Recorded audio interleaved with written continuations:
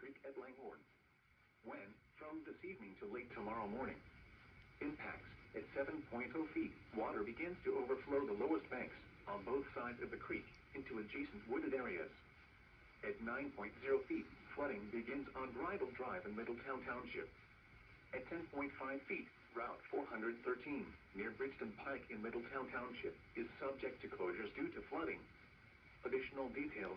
At 10:15 a.m. Wednesday, the stage was 6.6 feet. Forecast.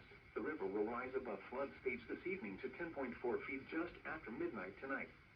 It will then fall below flood stage late tonight to 5.2 feet. Flood stage is 9.0 feet. Flood history. This crest compares to a previous crest of 10.4 feet on March 22, 1999. http://www.weather.gov/safety/flood